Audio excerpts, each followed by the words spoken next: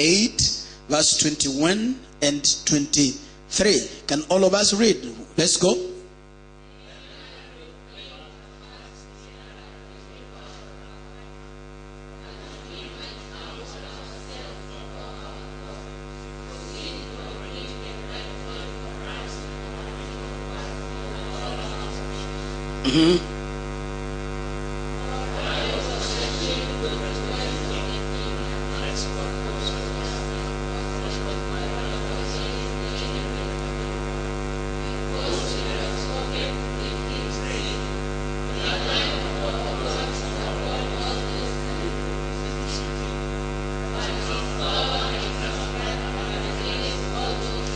His power and his wrath is against who does?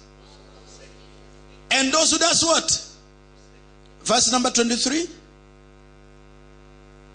So it is.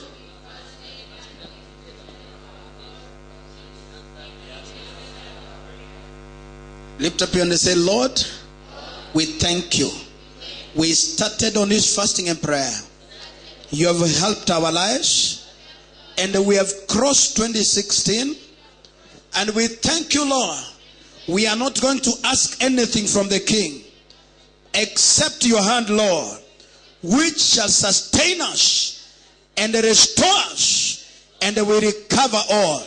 In Jesus' name. Somebody said amen. Naomba tukae kwa uwepo wa Bwana. I want to speak to you shortly and longly. Tell your neighbor, shortly and longly. Hii kanisa letu ni kanisa la mafundisho sana kuliko mambo mengi. Sema amen. I love when every time that you duplicate the same information, wakati unaenda mahali, unaenda unafundisha wengine mambo haya, yanakuwa baraka kwao. Hakuna kitu mixed method inachukia Mzendubi, inaitwa prayer and hata ukimention, when you mention prayer and fasting, even in any congregation, people get bored. You get what?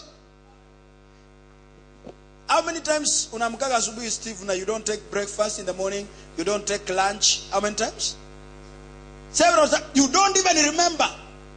But mention that day ya kwamba I want to start prayer and fasting. Njaa inaanza saa ngapi? Inaanza saa ngapi Mzendubi? Saa 12 asubuhi ndio unajisikia upewe tu kamkate slice na 2 uendelee. And yet the enemy understands any time that you are in that great movement ya kwanza, I start with prayer and fasting, you scare the enemy to the bones. Because he understands ya kwamba the only way that God can now have a connection with you, that time you have decided to persecute, to frustrate, to disappoint this flesh. Where the enemy gets us a lot is from the flesh, not from anywhere else. That's why mtu anaanza kuja hapa counseling, umwambie nataka basi, unakuja mnaongea naye, unamwambia now take these days of prayer and fasting. Kwani watu wanaekonga word Mzendubi? Some critical cases, why do people are put in words? So that you can be under the surveillance of the doctor. That time sio wewe unaamua kuwa unakunywa dawa saa ngapi, unawekewa dawa kwa lazima. Prayer and fasting, the enemy can never accept even one single second. One what? Maombi ya kawaida ya kuombea cha ugali. May God bless the food before we take it. I say, may God bless what? How do we pray? May God. Yo maombi ilikuwa ya Wasabato. Ya Wakatholiki ilikuwa hivi. Very quickly, ama ukiona unaweza haribu time, unachukua mwiko, ukishawekelea unga, unaikaza na cross. Ulifanya mara ngapi ukiwa mdogo? Wakati unapika kwenu? Very common among the, so that they can avoid time to pray. Prayer, makosa mengi, na nashukuru Mungu, every time in this church when they declare a fast, significant things happen. And my prayer before last year and this year, I was telling God, if God, you are so massive to my life and my ministry, help me, God, that the mixed multitude among us who can delay our acceleration to the blessings, to the promised land.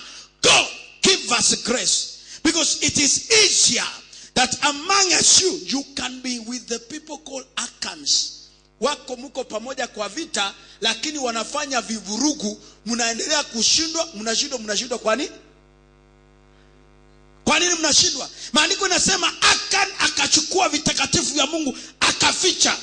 When alipoficha, Biblia inasema Mungu akakasirika, wakapigwa na mji mdogo unaitwa Ai. These guys had already defeated the biggest nation called Jericho, and they have brought them down. Now when they were walking to Ai, was like a tiny nation. A tiny what? A tiny nation kaliwa harass. Paka Joshua karudi nyuma akauliza, let me ask, what is going on? Mungu akamwambia, mimi sikuambii jina ya mtu. Wewe enda muanze prayers. Muanze nini? Na mkiingia katika prayers. Na ndio unaona kanisa tunapenda leo tufanye hivi. Nashukuru Mungu ya kwamba even the president alipata mafunuo juzi baada watu kuomba. You know, people pray. Where the people are praying, there is a God who answers. I say where there are people are praying, there is a God who answers. Unafikiria ni rais alikuwa na withdraw baada ya pastors? Kwa nini mzendubi unafikiria walikuwa wanataka kutarget wachungaji? They wanted to defame all the preachers, wawaite kwamba wahubiri ni waongo.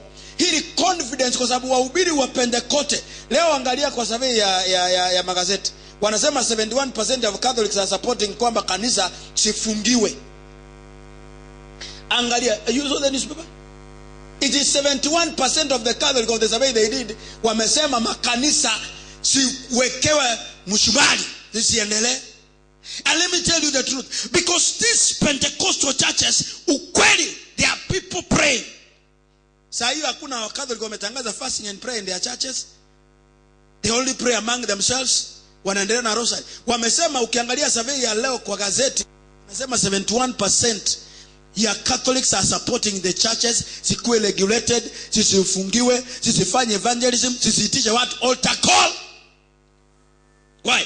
Because they understand ya kwamba kweli kabisa, when we start to pray, God in heaven, God doesn't dishonor prayers, by the way. Mungu apuuzi maombi. Na shetani anataka kutuonyesha vile maombi ni ngumu. Mzendubi, if you want to know that prayer and fasting, iwezi kufa, uwezi isha. Ukianza siku ya kwanza utoboe na ya pili utoboe na ujakula kitu, trust me. Mungu anakupa grace ya kuendelea. God gives you grace, yani a super grace you are next, ya kwamba unashindwa how can I. Maandiko yanasema Ezra akatangaza akasema, na tumevuka hapa katika mto na tunakwenda safari sisi na watoto wetu. He declared a fast and prayer. Akasema badala ya kuitisha mfalme majeshi na maaskari watulinde, wacha tuite mkono wa Bwana. And let me tell you, the hand of God can never fail you anywhere. I said the hand of God can never fail you anywhere. Shiruta alishambuliwa na nyuki Kwale. Aliposhambuliwa na nyuki Kwale, nyuki zilitumwa kimapepo. Those who are not in common nyuki za kawaida, zilikuwa mapepo huko Kwale. Wakati nakuja kumuua, kumumaliza, of course nyuki zinaacha mtu akiwa hai kweli. Zikiamua kukupiga zinaweza kukuacha. Nyuki zinauaga watu mzendo. Asa ng'ombe zinaua. So they were coming. These guys, they had guns. They had even grenades. There were soldiers. Even security wake walikuwa everywhere. But let me tell you, my friend, how can you shoot nyuki? Unaweza shoot aje? It took a man of God, Bishop Ngarandu, akasimama in that meeting when everybody had scattered. People had scattered. Kila mtu walikuwa ametoroka. Everybody saw the security details wa Ruto, wambebe, wampeleke, wamfunike, wamuingishe kwa nini? kwa gari. Nyuki, wewe umeumwa na nyuki, mimi nimeumwa na nyuki. Nimeumwa na nyuki si mara 2, si mara 3. Inaua, yani unasikia kichwa mzima inapiga hivi ikiwa moto. Nyuki moja sio 2. Umeshapigwa na nyuki wewe ndangu? Hujawahi? Mungu akubariki brother. Unaishi bali nyuki hakuna. Ukipigwa na nyuki moja unasikia kichwa mzima inapiga hivi,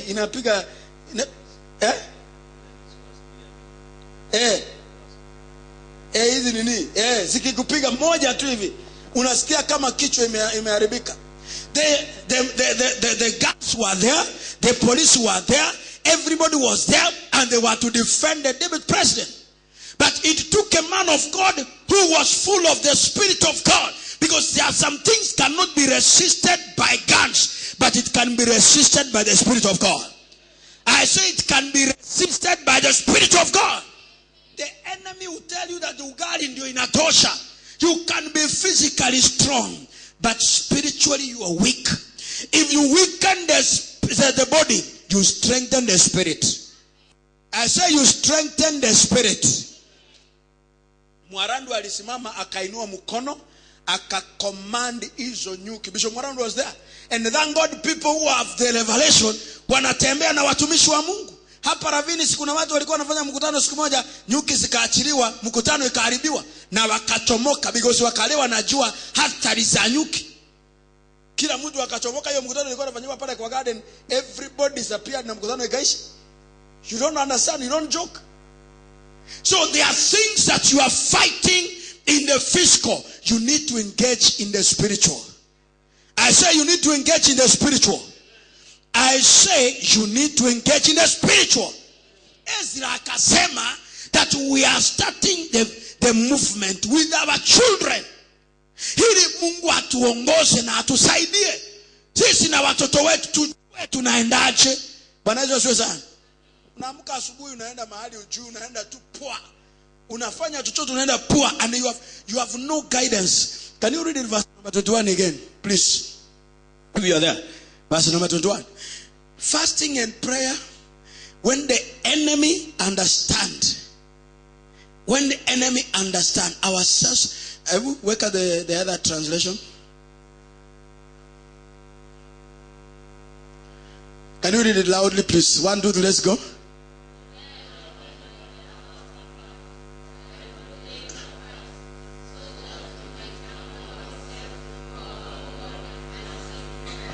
Asking for ourselves what? Journey. Nani walitumia ka illustration fulani hivi ni kima manani. Ati kuna radi ilikuwa inapiga gari kila saa, inaendelea kupiga. Wakaambiwa basi tokeni, kila mtu ashike mti. Ile mtu atoke. Nani alituma Edward wende huko kwa hiyo? Kim. Sasa wakaambiwa kila mtu aende ashike ule mti. Akishika kama radi itamumaliza, basi huyo mtu akose. Fadha watu walikuwa wanaenda na uoga, wanaenda wanashika hiyo mti, akiona ijampiga radi anarudi kwa gari. Anaona anapiga anarudi kwa gari. Unaona anapiga inarudi kwa gari. Kwa sababu ati hiyo radi ilikuwa inafuata hiyo gari throughout iwapige. Sasa walipofika mwisho, mtu wa mwisho akabaki akiwa kwa gari. Akasema yeye aendi. Yani alikuwa he was a Christian na amejiamini labda, lakini akaona aendi. Sasa unajua kijona style. So kijona style wakamwambia, brother, wewe ndio umekuwa ukifanya hii radi inatuenda. So wakati watu wote wametoka kwa gari, yeye ndiye amebaki. Wameingia, wameuza hiyo mti, hawajapiwa na radi. Wakaona kama mwenye dhambi ni huyo ako nani? Alipotoka, that's a very good illustration. Alipotoka akienda kuguza hiyo mti, alipotoka kwa hiyo gari, radi ilikuja ikapika hiyo gari ikamaliza yote. Wakapata revelation ya kwamba yeye ndiye alikuwa na waokoa. Hata kama hiyo radi ilikuwa inatafuta, ikifika kwa gari kimuona ina relax. Ndio ile Mungu alikuwa anasema, nikipata hata mtu mmoja ama wawili kwa Sodom and Gomorrah, I'll save the nation. Anytime there's one person who can stand in a family and pray, he can make a difference in that family. I say it can make a difference in our family. Problem the devil tells us, if you pray, utakonda. Utafanya nini? Mmoja alikuwa anafanya prayer and fasting, kinga akasema, "Dadi weza nikiendelea kufunga hivi, si nitakonda sana." Nikamuuliza, ukikonda utakufa? Mimi naona kama naweza konda. One day, sio siku mingi. How many days? One day. Na ukitaka kujua mtu ambaye ako na roho chafu, wakati wa prayers, kuna vitu zinatokaga. Asira, yani kiburi, because Biblia inasema, and we humble what? If prayer does not make you humble, it is not prayer. It's not what? Akasema that we may have a safe journey for us and what? So 2016, we are making the prayer that God may give us a grace that to go beyond this year. I say we can go beyond this year. Amen? Because we are, and with all our possession, na mali yetu yote. Na nini? Mtu anapataka vitu, ukishapata tu vitu, ndio unakuwa na kiburi sana, mpaka unaona kama Mungu anakuchelewesha. Unafanya nini? Kuna watu wanaamini ya kwamba God anawachelewesha kwa vitu zao. Maana mixed multitude, kile wanapenda change of food. Mix, inaitwaje? Diet. Yani diet what? Mixed grill. Zendubi ndio unajua kumbe. Inaitwa mixed what? Ndio Paul akasema tumbo ni ya ugali na ugali ni ya nini? 1 Corinthians chapter number 6 verse 13, what does the Bible says? Can you read it? Tumbo ni ya nini? Sema ni ya ugali. Sema tu kwa sauti hata kama umekula ugali bila hata kufunga. You know, hii wiki wakati tulikuwa tumefanya chain, sisi wengine tuliendelea all through. Nobody has conda, nobody has gone weak. Nobody, angalia hata hiyo ugali umekula throughout, ni nini imekuongeza Gladys? Kile na kuongeza labda ni kiburi. Maana unasikia uko na nguvu. Unaweza tembea hivi. What does the Bible says? Can you read it loudly? Sema tena kwa sauti. What is what?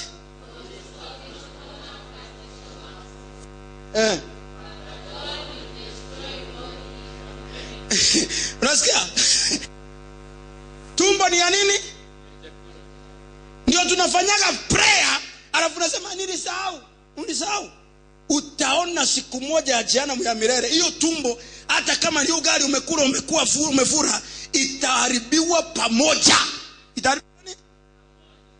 Yani utumbo inapasuliwa, ugali inaanguka ng'ambo jehanamu tena. You know, there is one thing that is so scary. Paul anasema tumbo ni ya nini? Sema ugali tu. Sema achana kule. Sema ni ya ugali. Kama wewe unakula mukimo, ni tumbo ni ya mukimo. Ni ya nini? Kama unakula managu, tumbo ni ya nini? Hebu soma tena. Food for what? I say food for what? Tumbo ni ya ugali, na ugali ni ya nini? Ugali wewe ya miguu, ile kwa ya nini? And that's why people who fear fasting and prayer, when you decide to pray and fast, you involve divinity. You involve what? Yani heaven inakuwa inasema, what is this guy after? Bwana Yesu asifiwe sana. Ndio Yesu alisema utakapojikana kula na kunywa. Yani leo hivi lifestyle mzee, kile watu wanapenda sana ni kukula na nini? Ita watu sherehe hata hapa church. Tupangaye wakati tunafanya anniversary, kwani unaonaga si hata kuna mazaptuas wanakujaga wamepitia. Ama ukisimama utangaza wa brother kwamba sasa wiki hii watu ni kukula na kukula sana. How many people respond? Almost virtually everybody that day. Nobody can tell you I'm in prayer. I mean what? Prayer and fasting. It is one of the greatest weapons that God has given us as a church. And that's why Jesus said that a kind of this in Matthew chapter number 17 verse 21. Kuna some issues that you have in life.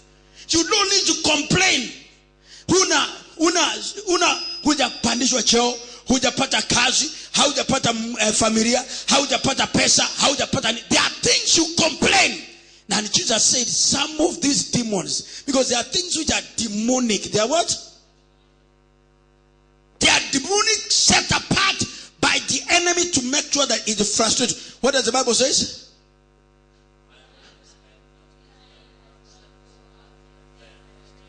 Kuna mapepo zingine mzendubi.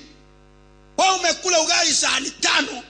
Baba, si unaweza nitoa kwa hii laana ya ukoo ya mikosi? Excuse me.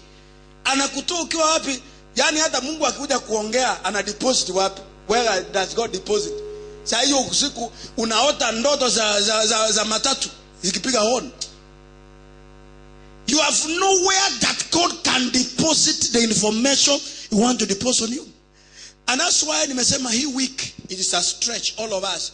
Yes, kuna misemo. Let me tell you, I read the story of Maradona because when I was too far deep in football, nilisoma story ya Maradona, my brother. Hiyo story ya Maradona ilinishtua moyo wangu. Maradona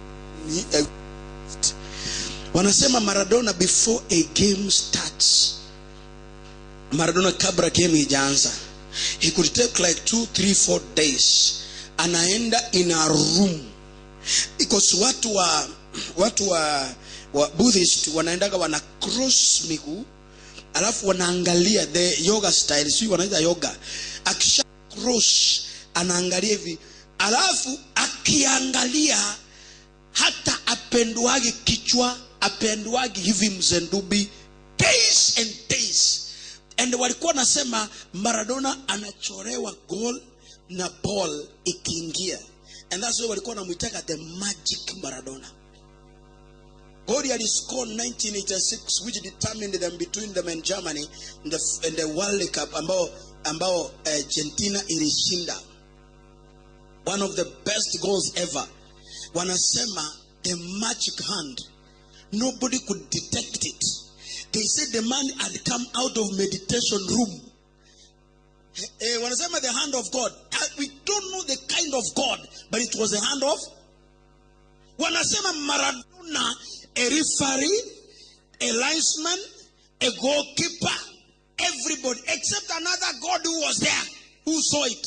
Wanasema Maradona scored with the holy hand, and they gave the victory to Argentina for the first time, and they did the World Cup. Let me tell you, my friend, people who are given power, even from the underworld, wale wanapata. Who saw that video? It was on social media the other day. Msichana alichukuliwa na boyfriend yake. Ukimwona msichana mrembo extra, amechukuliwa na mwanaume hapa Tanzania. That's in Bali. It was news. It was all over the Tanzania news. Alichukuliwa na mwanaume, anachukuliwa kama girlfriend. Ukimwona akona ka phone kangufu, si ataka kwa watu Infinix, simu za nguvu, labda Apple. Amekereva the lady, she's very nice. Alafu huyo mwanaume amemchukua kube foriju, akamweka ndani ya kisima for 8 months. Ule msichana alikuwa anatolewa huko akiwa uchi. Huyo mwanaume alikuwa anampatia meal 2 times a week for 8. Alikuwa anamprepare for ritual, for wealth. For wealth. And we are not aware. And we don't know that even the people, my friend, who bewitches all of us, some of those guys, they go for prayer and fasting ya demonic. Mtu anazikwa. Umesikia si mtu anazikwa chini ya kaburi. Anazikwa anawekewa. Mama mmoja aliniambia juzi, akaniambia alishaambiwa kuna, na ni true story. Kuna watu wanakwenda Tanzania, anakwenda anawekwa ndani ya coffin. Number 1, it is your confidence. Ni kweli? Lazima uwe bold. Uwe nini? Kama kuona jeneza peke yake hivi, ukiona jeneza unapita kando, maiti hata hutaki kuiona. Lazima uwe bold kuwekwa ndani. Kuwekwa wapi? Wanawekwa ndani, mtu anawekelewa ndani ya hiyo jeneza. Akiwekelewa ndani mzendubi, inateremshwa kwa kaburi, inaitwa the grave of wealth. Mtu anazikwa na afi. Yani wanachukua nafsi yake, wanaiteka nyara, wanaitia nguvu. Aishe, mtu akitokea hapo, hata viazi yake unanunua bila kutaka. akiuza kitu unafuata, unaenda kama bubu. Kama ni wanawake wakikupeleka supermarket, ananunua viberiti kama 20, na kwa nyumba yako una automatic gas, unapigaga hivi. Mpaka unamuuliza mama watoto, hivi nini? Oh, tulikuwa shopping. So you roho ya shopping. Have you ever walked in a supermarket with your wife or your children? Wanaharas kila kitu, wanachukua vitu mpaka mkifika kwa nyumba vitu zingine, mpaka mtu anabeba Pampers 6 na aliacha kuzaa 10 years ago. Ako na Pampers, mpaka anaanza kuuliza jirani, niko na vitu hapa. Hata nilichukua kwa bahati mbaya, hata sikujua, nilikuwa nafikira ni biscuit ya watoto. And you don't know that your soul is controlled in the spiritual realm. Unafanya kitu waelewe. How many people wanachukia wa politician, wanasema tukimuona safari hii hata hatutampea kura. Mnaambiana kama 20 mpaka unaona kama ni ukweli. Si kweli? Siku anaregea akikuja baada, yeye anangoja, mnaendelea na kelele. Mnaendelea, lakini anakwenda katika misimu mahali ananyimwa chakula siku 3 mzendubi. Anatokea akikuja anasema, mzee hata hatuna shida. Hata wale wakora ni hawa ndio wanasema hata hawatakupea, hata wamekubali saa hizi. Tumekubali tu, tutafanya nini? And then the next day the man is elected. What the Bible says, this what? Aina hii, kama kuna shida iko katika maisha yako, if there's a problem in your family, stop murmuring. Because if your husband has a problem, don't complain. Number 1, go fast in deeper in prayer and fasting. Chinyime kwanza. Chifanya nini?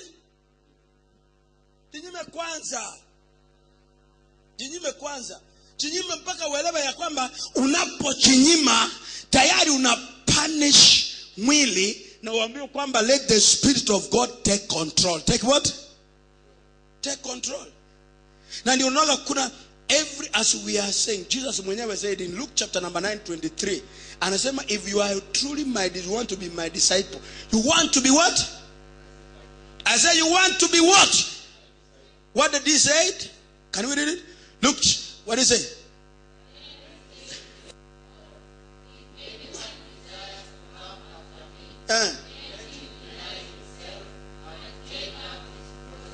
Wangapi watajikana hapa? Nani anajikanaga? Watu wanajipenda. In 1 Timothy chapter number 3 verse number 2 inasemaje? Inasema in the last days. Can you put that? In the last days. In the what? Ana hiyo tunaishi leo. In the last day watu wanajipenda. Mtu anakula saa 1, anakula saa 4. Kwanza wale wanafanya kazi kwa ofisi, Jack. Si wanakulaga sana mandasi, chapati, lunch ikifika, hata waendage lunch hour wako tu hivi. Uko na githeri. Wanakula saa 10. Chapter 3. 1 Timothy chapter 3. 1 Timothy chapter 3.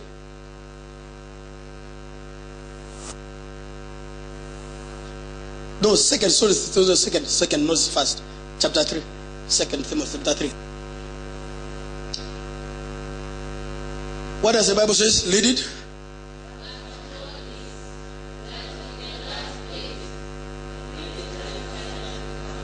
Number 2. They will be what? Watu wanajipenda. Unauliza mtu tunafanya fasting. Ulizwa na mama mwingine huku asema nina fast ni nini? Tuna fast kwa nini? Kwa nini tuna fast? Kwa nini tunaombea? Siombe mtu mwingine Steve mwenye ambao hako basi hata kagari ama kanyumba. Si kabisa nani anaweza kujifunga ajikane aseme ninafunga niombe mtu fulani? Nani? Aseme nimechukua 2 days I'm praying for so and so. How many? Who can do it? Nobody can do it. Everybody for himself. Ndio wamesema kwa dunia lakini sio ya Mungu. Everybody for? And the God for? Wanasema people be lovers of what? And then number 2. I say love what? Number 3. Number 4. Number 5. Number 6. To who? The parents. Kijana umesomesha mzendubi, umetoa 0, umetoa makamasi, umefunika napkini kila mahali, umejinyima. Akishapata pesa mnaanza kunegotiate. mzee naona siku hizi unatumia pesa sana. Na kutumia 1000 ukae naye mwezi, alafu unaniambia ati una. Kwani credit unapigia nani? Anasahau kuna siku hata ulikuwa unaandika telegram, unafanya nini? Yani umeona Jack? Yani unateseka kiwango ya kwamba mtu anakuangalia, anaona ni kama unamsumbua. Disrespect to the parents. Ujaona vijana wako na mapesa, yani wao ndio wanadictate wazazi wanatakana kufanya nini. Wazazi wakisema kwamba tukutane siku tarehe 5, ule mwenye ako na pesa anasema mimi nitakuwa naenda biashara. Basi tuambie siku ile uko na nafasi. Si wanapembelezaga hivyo? Yani wazazi ndio wanataka kupembeleza vile wanasaidia. And it's a curse. And the Bible says when you bless your parents, you honor them. It is the only command. You shall have long life. Long what? Kuongezewa siku zako zitaongezewa duniani, aziongezewa hata na Mungu, zinaongezewa na mzazi yako. Hii generation ya watu wanatumia wazazi na wanaongea nao na M-Pesa. Unaniita nyumbani nataka nini? Nini iko nyumbani unataka kuniambia? Yet you don't know that man is like Isaac. In Genesis number 27 verses number 4, the Bible says Isaac called his sons and he said, I want to release a blessing to you. Bring me a game. Bring them food. I want to put a blessing upon you. Verse 4 says, I want to give you the best food. The best what? The best food. Says the maniko nasema kwamba be lovers of themselves. The lovers what? Wanakuwa na kiburi. Saa hii hata Kenya hii tunaongea mtu anakuwa na vitu kidogo. Unaona mtu akiwa na baisikeli bila anasumbua mtu wa mguu hapa town. Mtu wa baisikeli, wewe pita. Wewe ushatembea na mguu hapa na uko na gari umepaki hapo, unatembea labda unaenda Amerika. Mtu wa bike atokea nyuma. Toa mili kwa barabara uone nini inapita. Yani anaona ni wa muhimu sana ati kwa sababu amekalia kitu kingine juu. Have you ever seen that? Na wa baisikeli wakutana wa pikipiki. Pikipiki yako kwa yani wa baisikeli ako mahali anashinda, pikipiki anashinda kunegotiate. Unaona vile wanatukana nanga. Toa hii kitu kwa barabara brother. Nini unaweka? Wewe usitumia hujaona vile wanatukana nanga kwa barabara. Pikipiki yakutane na tukutuku watu kuikanane. Haya sasa ukitoka hapo mwingie tu magari. Unaweka tu gari tu kama limo yangu kiweka kwa barabara. Toa mbona una park? Parking. Si ungetafuta mahali gari kama hizi zinapakiwa boss. Unaona? Unatafuta mahali gari kama hizi? Unatukumoja niliwahi yana na limousine, unajua na mimi uzuri Mungu amenisaidia kwa kujiamini. Nikaenda nikaona mahali Mercedes zimewekwa, Mercedes VX nani na nini. Nikaona space iko katikati. Nikaenda nikaweka limousine. At least iambukize roho. Iambukize roho ya Mercedes. Ama? Wakati wote walianza kuingia wakati umemaliza functions Jack, everybody alikuwa anaingia kwa gari yake. Kwani mimi niliingia kwa baisikeli? Ama si roho tu ya kiburi imekuja duniani. Kama watu wanakusumbua na vitu zao, si hata unaweza wasumbua na yao. Maandiko yanasema and these people they will be unholy. One of the things, they will be what? They will be unholy. Then they are lovers of themselves and they will be unholy. Then let's go on. Inasemaje? And another thing is they will what? Unloving. Wanajipenda. Hata akikulaga chakula ukimkuta akikula. The only extension ya bibi na watoto wake, lakini extra. Mwiona mtu anakulaga hata kwa hoteli akikuona hivi, akiona kama ni ndugu anakujua, countenance ina change. Bwana swe. Amina bwana. Nilikuwa napita brother, au tutaonana ndugu. Yani they will be unloving.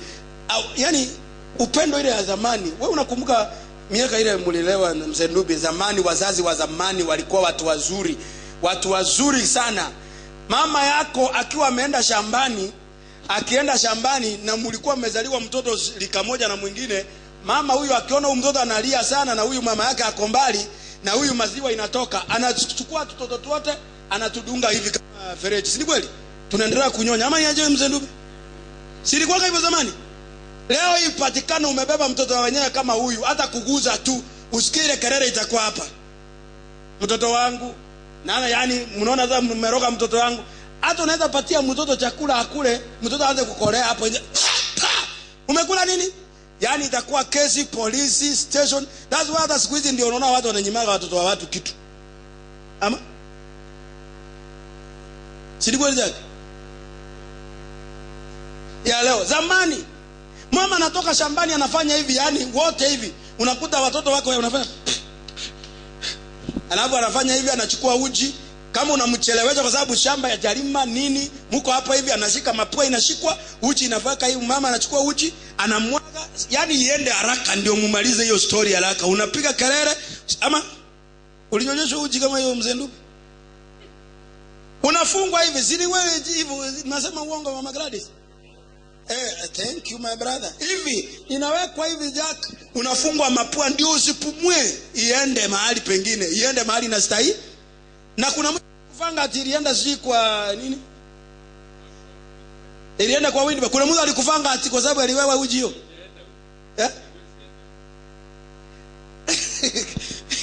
Haiwezi enda. Yani kulikuwa kuna neema ya Mungu. Unanielewa? Where there is less sin, there is a lot of love. Where there is a lot of sin, there is a lot of hatred. Another what? Hatred is higher. Complaining and murmuring is so high because there is a presence of sin. Unholy. And another thing is what? And for what? As what? Unforgiving.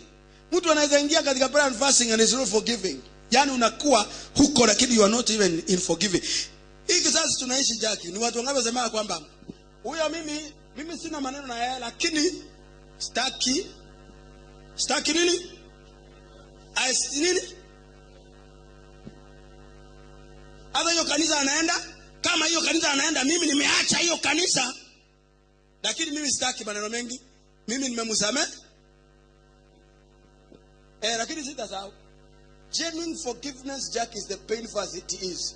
You walk to the one who has offended you and say, oh, sorry. I'm sorry. I'm sorry. Pride in him will not accept to yourself. Pride. Because where there's pride. Another one is what?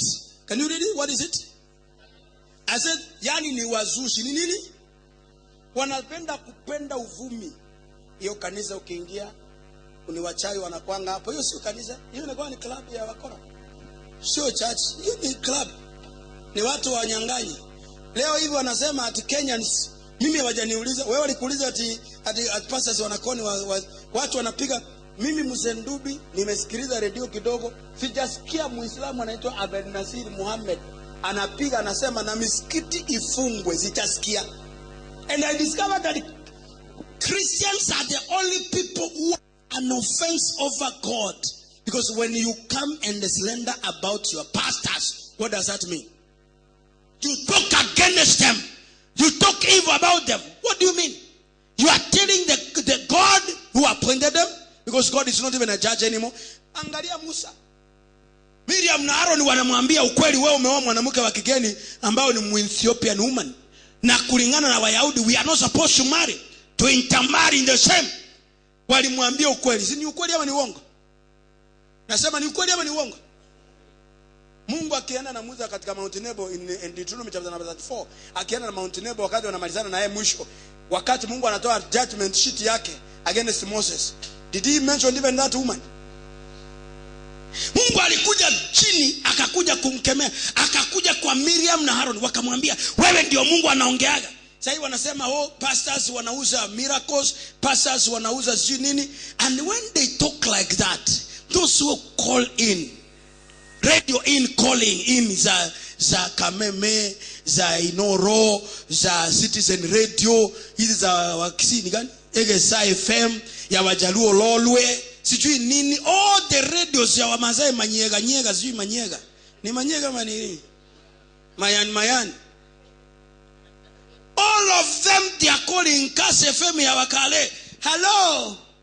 Pastors wafungiwe ni watu wabaya sana. Mimi sijawahi sikia Steve hapa kwa barabara wewe umezia kotini umeona mtu ameleta mganga wa kienyeji ati alimtapeli. Wewe umeshinda brother kotini throughout permanently or the rest of your life. Umeiona mtu mmoja amesema mganga alinienda akanidanganya ndakuwa tajiri? Have you ever seen one? They only talk. Even when in your houses, even when you are in public places, you speak about men of God. You reduce your grace before God. Anytime you are without a shepherd within your system of life, then God always gets out of you. Sasa, yani watu wanakutana, and let me tell you the truth as God liveth. Those who assemble anywhere, whether in secret. Miriam na Aaron walikuwa peke yao wawili. Wana discuss. Hawa watu walikutana wasema, bana siwe sana. Unajua Miriam was in charge of praise and worship. Aaron was a pastor. But he did not know that Moses was above a pastor because familia yake ilikuwa inatoka the Levites home. Mungu alisema kwamba familia Aaron yote itakuwa ya priesthood.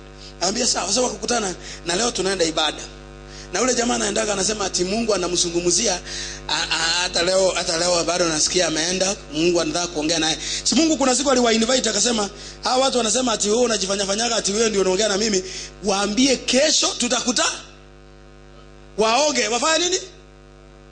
Waoge, wakwe wasafi, waoshe nguo, tufanye nini? Nataka kuwakuta. Nataka kufanya nini?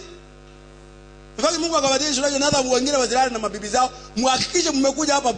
Biblia inasema wakasema Musa, kule unaendaga unatufanyaga unajifanya unaendaga peke yako. You know, those are the conditions. Wakasema leo tunakupeleka. Twende na wewe. Biblia inasema wakaenda. Before they appeared before the mountain, Moses alikuwa amezoea. Mungu akaanza kuteremka. I say, yani kila mtu alifiatuka. Akamwambia brother, kuanzia leo tumekuamini. Uendage wewe utuletee, anasemaga nini? Huyu jamaa ni dangerous. Usijaribu tena kutuinvite kwa hiyo assembly. Moses alikuwa anamwambia rais kwamba unajua Moses was the humblest man ever. Wanamtwist, unajua hivyo? Wanafanya nini? Wanamwambia Moses, kujifanya wewe ndio Mungu anafanya nini? Unajifanya Mungu anaongea na wewe na sisi tunakuaga hapa na hatujaisikia anaongea. Leo tunaenda, Mungu akasema nimesikia. Ni nini? Nimesikia vile wamesema. Tafadhali Moses waambie kesho mimi na wakuje. Mmoja anasema Bwana asifiwe. Mungu amesema, mmesemaga siku nyingi, mimi ndio najifanyaga pasta yenu. Sasa nataka niwapatie hiyo nafasi. Those people are even making noise in this country. Wapewe nafasi ya kuwa wachungaji. Na demons zile wachungaji wanapigana nazo, sianze kupigana na wao hata kwa nyumba zao. Tell me whether they will survive in a day. Even a day, even one day. Even a day, Jack. And we are not talking about pride. We are talking real. Mungu akakuchukua mwa Miriam na Aaron akauliza ni nini hiyo? Kumbe Mungu alikuweko. Ni nini hiyo nasikia mnaongea juu ya mtumishi wangu? Watu wengine wote mimi naongea kwa maono na ndoto. Lakini Moses is so special to me.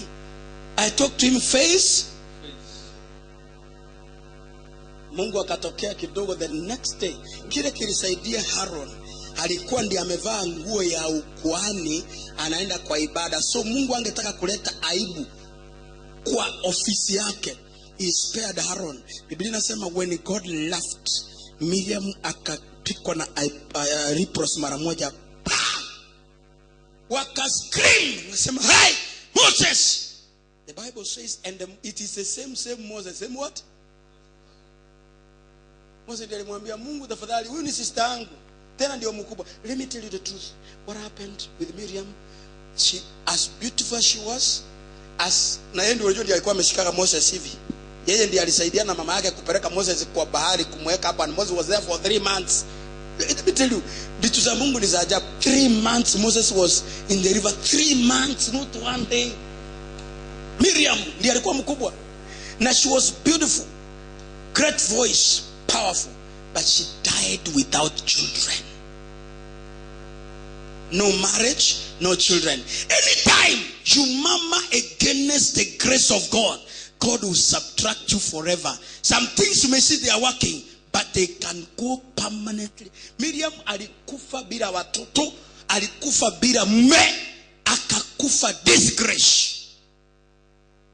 So there are things, yani uzushi. Watu wanapenda uzushi, kuzusha watu. wanaongeaga vitu ambao hawana ushahidi. Hawana nini? Watu wanaibaga pesa.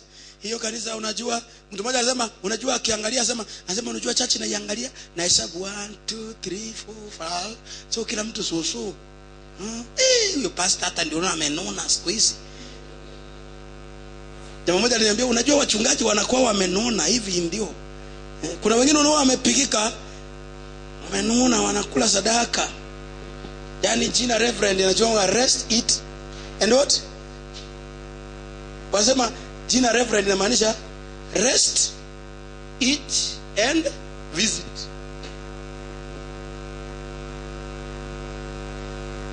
Hiyo ndio waliweka maana yake Jack.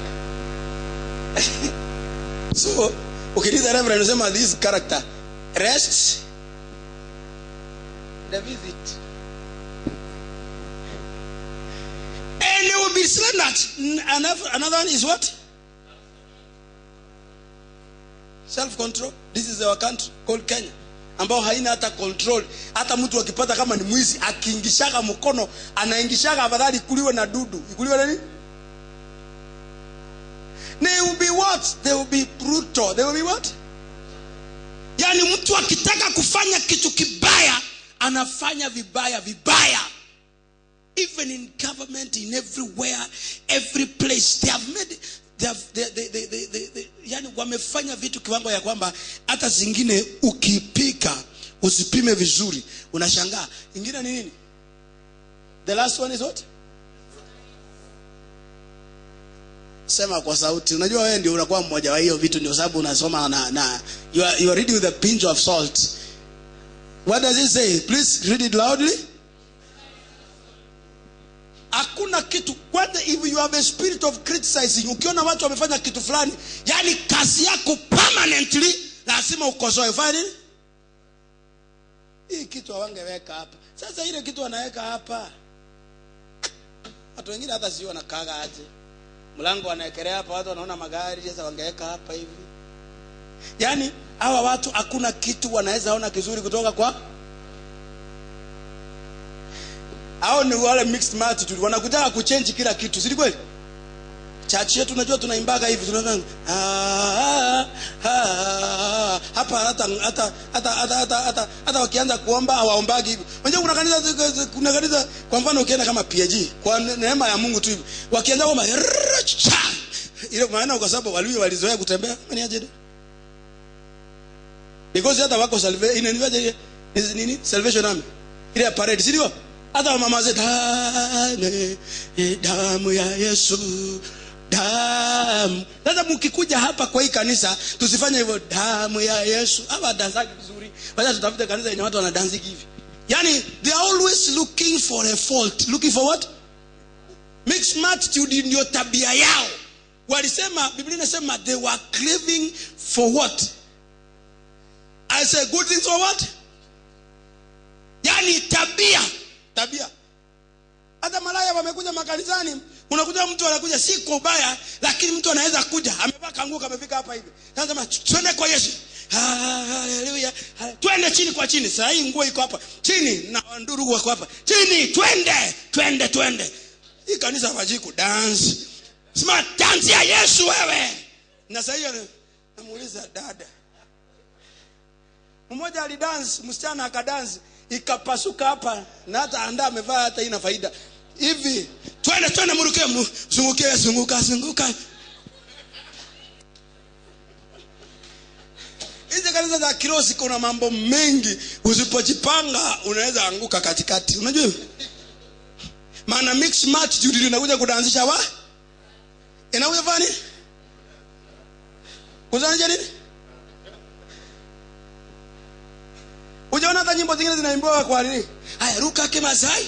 Jackson tunataka kumtoa kwa roho ya kimasai, imetusumbua dunia hii hata ya Masai. Na ndio tunataka ruka kimasai. Haya ruka dance kikisi.